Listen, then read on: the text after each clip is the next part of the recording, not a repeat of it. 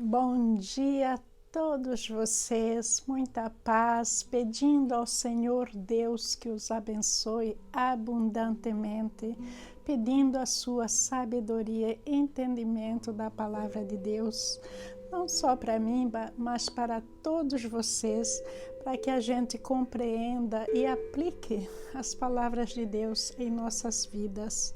Amém. O nosso tema de hoje é sobre Atos 11, de 1 a 18, e o título é O mesmo Deus seu é meu. Mas será que é?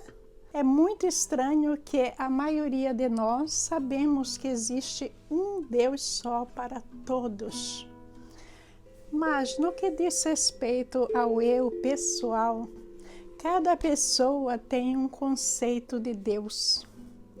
Tem gente que acha que o seu Deus é aquele Deus que aceita tudo e perdoa tudo. Tem muitos que acham que o Deus da sua igreja não é o Deus da igreja do seu próximo. Também é um Deus diferente do Deus que nós temos na Bíblia, porque Jesus Cristo é o cabeça de uma só igreja. Tem gente que acha que um cristão que acredita em Deus é diferente dele que acredita num Deus verdadeiro. Aí está entrando o julgamento.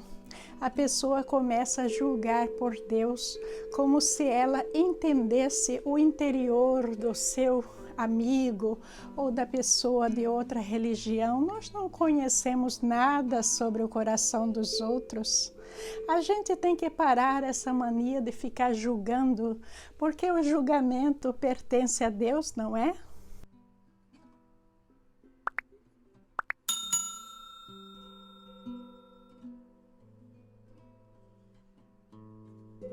Aí outras pessoas dizem que acreditam em Deus, mas ao mesmo tempo elas praticam certos rituais que não estão de acordo com a palavra de Deus.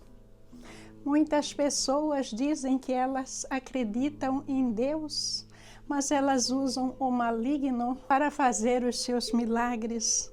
Isso também não está de acordo com a palavra de Deus. Então, em geral, se a gente pensar de acordo com a Bíblia, o seu Deus é meu. Mas de acordo com nós, seres humanos, o seu Deus pode não ser meu. Porque eu não sei quem é o seu Deus. Eu não sei quem é que você tem adorado nesta vida. Se é mais o dinheiro que Deus, se é mais aquela mulher, aquele homem bonito que Deus, se é você se entregar na escravidão do sexo, do pecado, do alcoolismo, da droga, mais que Deus. Eu não sei que Deus é esse que você tem, mas o chamado de Deus é para a gente acreditar num Deus só, que é esse Deus que está descrito em toda a sua palavra. Mas se a gente não seguir a palavra de Deus, se a gente não obedece, a gente diz da boca para fora que a gente obedece, mas a gente tem uma vida totalmente à parte desse Deus que está nos dizendo certas coisas que a gente deve seguir. Então, gente, a gente deve considerar que o nosso Deus talvez não seja esse Deus que está sendo descrito na Bíblia. Nós temos que tomar muito cuidado com isso, para a gente não dar falso testemunho. O falso testemunho vai além da gente dizer alguma bobagem sobre Deus. O falso testemunho está ligado com as nossas ações. Que a gente diz que a gente ama Deus verdadeiramente, mas a gente está também amando outros seres. E Deus nos diz, amai a Deus acima de todas as coisas. De todas as coisas. Nada mais, nada deve interferir no nosso relacionamento de filhos com o pai e de pai com o filho. Não deve existir ninguém no meio. Nós temos que ter esse coração aberto, nós temos que ter um relacionamento maravilhoso com Deus, que nós somos capazes de chegar a Ele com qualquer assunto, seja lá o que for, e colocar aos seus pés. E abrir o nosso coração, pedir ajuda, pedir fortalecimento, direcionamento que Ele nos dá. Ele está pronto para acolher seus filhos em seus braços. A lição de hoje vem de encontro a tudo isso. Vamos primeiro à palavra de Deus. Leitura de Atos, capítulo 11, versículos de 1 a 18. Os apóstolos e os irmãos de toda a Judéia ouviram falar que os gentios também haviam recebido a palavra de Deus. Assim, quando Pedro subiu a Jerusalém, os que eram do partido dos circuncidados o criticavam, dizendo: Você entrou na casa de homens incircuncisos e comeu com eles. Pedro então começou a explicar-lhes exatamente como tudo havia acontecido. Eu estava na cidade de Jope orando, caindo em êxtase. Tive uma visão.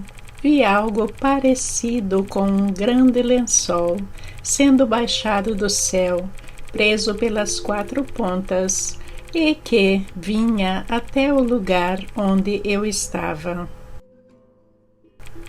Olhei para dentro dele e notei que havia ali quadrúpedes da terra, animais selvagens, répteis e aves do céu. Então ouvi uma voz que me dizia: Levante-se, Pedro, mate e coma. Eu respondi: De modo nenhum, Senhor. Nunca entrou em minha boca algo impuro ou imundo. A voz falou do céu segunda vez: Não chame impuro ao que Deus purificou. Isso aconteceu 3 vezes, e então tudo foi recolhido ao céu. Na mesma hora chegaram à casa em que eu estava hospedado 3 homens que me haviam sido enviados de Cesareia. O Espírito me disse que não hesitasse em ir com eles. Estes 6 irmãos também foram comigo, e entramos na casa de um certo homem. Ele nos contou como um anjo lhe tinha aparecido em sua casa e dissera: Mande buscar em Jope Simão, chamado Pedro. Ele terá uma mensagem por meio da qual serão salvos vocês e todos os da sua casa. Quando comecei a falar, o Espírito Santo desceu sobre eles como sobre nós no princípio. Então me lembrei do que o Senhor tinha dito: João batizou com água, mas vocês serão batizados com o Espírito Santo. Se, pois, Deus lhes deu o mesmo dom que nos tinha dado quando cremos no Senhor Jesus Cristo, quem era eu para pensar em opor-me a Deus? Ouvindo isso, não apresentaram mais objeções e louvaram a Deus, dizendo: Então Deus concedeu arrependimento para a vida até mesmo aos gentios. Vocês viram na história de hoje que os circuncidados, que são aqueles que seguiam a lei mosaica, eles viviam no mundo à parte dos gentios. Quer dizer, aquele que era Judeu não visitava os gentios, nem os gentios visitavam os judeus. Por quê? Por causa de crenças e por causa também de alguns aspectos econômicos e políticos. Aí nós vamos ver que antes de Jesus vir, também era interesse de Deus manter uma certa linhagem pura para chegar à linhagem de Jesus Cristo. Nós temos estudado isso. Então Deus não foi contra essa separação, porque do lado dos gentios estava um povo, não todo o povo, mas existia uma classe de povo que era muito dedicado ao paganismo. Pessoas que sacrificavam crianças para fazer suas oferendas aos seus deuses. Eles acreditavam no deus Baal, em outros deuses. Então Deus queria uma certa divisão, que é para que a linhagem genealógica de Jesus Cristo ocorresse de acordo com os seus planos. A partir do momento em que Jesus Cristo nasceu, ele foi crucificado, ele ressuscitou. Então agora os apóstolos começaram a levar a boa nova. E nós vamos ver que Pedro, sendo um judeu, ele estava muito acostumado com os rituais judaicos. Ele não ia na casa de um gentio. Mas veja que no vídeo passado nós vimos que o Espírito Santo revelou para ele e deixou claro que de agora em diante não existia mais divisão. Essa divisão tinha sido abolida por nosso Senhor Jesus Cristo. Pedro foi o primeiro apóstolo a derrubar essa barreira física que existia entre os judeus e os gentios.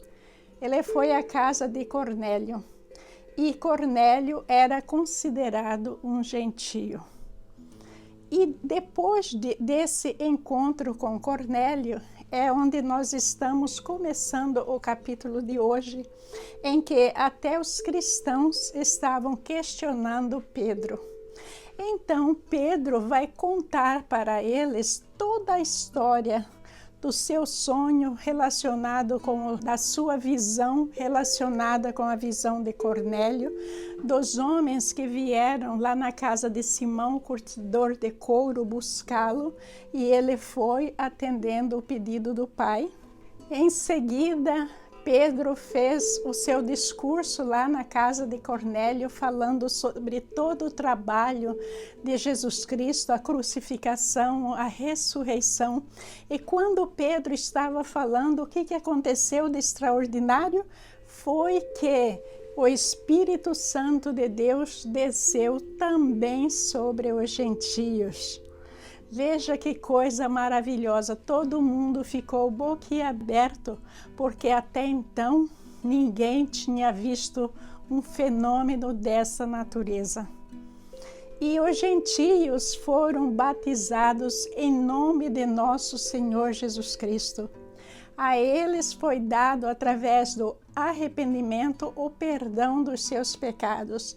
Mas veja que tudo isso apenas aconteceu para aqueles gentios que se converteram, que se entregaram a Jesus Cristo, que aceitaram Jesus Cristo como seu Salvador. E com isso, todos os que trabalhavam para Cornélio, os da sua família, todos que entraram nessa categoria, eles também puderam receber o Espírito Santo. Essa descida do Espírito Santo foi uma réplica, foi parecida com a descida do Espírito Santo no dia de Pentecostes. Não sei se vocês se lembram, mas nessa descida foi que os apóstolos pela primeira vez receberam o dom do Espírito Santo e foram batizados juntos com muitas outras pessoas. Mas aqui foi algo especial, porque essa descida foi para trazer os gentios para Jesus. como foi profetizado por Isaías no Antigo Testamento. A sociedade judaica da época ficou alarmada, de boca aberta. Como é que um evento desses poderia acontecer? Porque eles consideravam os gentios um povo pagão. Como é que o Espírito Santo poderia descer sobre eles? Mas tudo isso é algo que estava se cumprindo, como eu já disse. Era o desejo de Deus no processo da unificação da igreja. Por isso o título no nosso vídeo de hoje, o seu Deus é o mesmo Deus que o meu. Se a gente está aceitando Jesus Cristo como nosso Salvador e vivendo de acordo com a palavra de Deus, nós temos um mesmo Deus. Não considerando as pessoas que clamam ter Deus, mas vivem num mundo totalmente desregrado, num mundo desordenado, em que eles aceitam muitas coisas antes de Deus. Não sei se vocês me entendem, mas as pessoas buscam intercessões, as pessoas buscam curas através de curandeiros, através de feiticeiros, de mandingueiros, pessoas que vão ler o futuro, pessoas que vão comunicar com os mortos.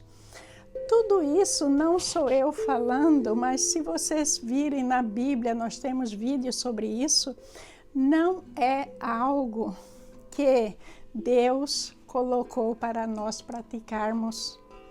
O que Deus está nos dizendo para nós é que nós temos que aceitar Jesus Cristo como o nosso Salvador e que Ele é a porta. Jesus Cristo é também o caminho. A gente tem que trilhar por esse caminho e chegar até a porta. E a porta vai estar aberta para nós entrarmos no reino de Deus. Ninguém vai nos levar por esse caminho. Somos nós que temos que trilhar com os nossos próprios pés. E aí nós entramos no reino de Deus e na sua glória. Mas para tudo isso acontecer, nós temos que ter o mesmo Deus, o mesmo Pai, esse Pai que está descrito aqui na Bíblia. Nós temos que aceitá-lo, que trazê-lo em nossas vidas.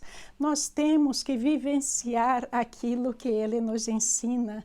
Nós temos que ser filhos obedientes. Porque os desobedientes automaticamente se afastam de Deus. Infelizmente, Deus está lá de braços abertos esperando, mas os seus filhos estão correndo dele. Nós não devemos ser esse tipo de filhos. Nós devemos estar ansiosos para chegar cada vez mais próximo do Pai. Vou ler para vocês a profecia de Isaías. Está escrito, ele diz, você fará mais que restaurar o povo de Israel para mim. Eu o farei luz para os gentios, e você levará minha salvação aos confins da terra. A luz dos gentios é o próprio Jesus Cristo, que está eliminando essa barreira, que os gentios antes eram tidos como pagãos. A partir de agora, eles teriam a oportunidade de aceitar Jesus como seu Salvador e ir para Deus sem nenhum problema. Então, Jesus não é um Deus só dos judeus. Ele é um Deus dos gentios, dos brasileiros, dos americanos, dos franceses, dos italianos, dos macabeus, dos africanos, dos portugueses, dos espanhóis, e aí vai de todos os países. Mas ele é um Deus tão amoroso que ele não se impõe. Ele quer que os seus filhos caminhem através do caminho que é Jesus Cristo e chegue à sua porta que é também Jesus Cristo, e não precise nem debater, porque Jesus já bateu a porta para nós, não é? Batei e abrir-se-vos-á. Mas quem é que bateu? Será que não é Jesus que esteve sempre batendo a nossa porta, mandando profetas, mandando mestres, rabinos, fazendo sinais? Jesus tem batido nas nossas portas. E agora nós temos que caminhar o seu caminho e achar essa porta. E quando nós chegarmos lá, ter a certeza de que a porta vai estar aberta para nós, para que a gente entre no reino de Deus. É isso para hoje. Espero que vocês tenham gostado. Espero também que vocês não deixem de participar do teste relâmpago sobre Gênesis 37 e 38, que vai estar aberto por uma semana, começou ontem. Então, não se esqueçam de participar. Participem quantas vezes vocês quiserem. O link está na descrição do vídeo. Não tenham medo de errar. A sua preocupação deve ser fazer o teste mais e mais para gravar. É isso que eu quero adquirir através desse teste, em nome de Jesus. Um bom dia abençoado, maravilhoso nas bênçãos do Pai, para você e toda a sua família. Glórias a Deus, nosso Pai, e bendito seja o seu nome. Amém. Bom dia, meus irmãos.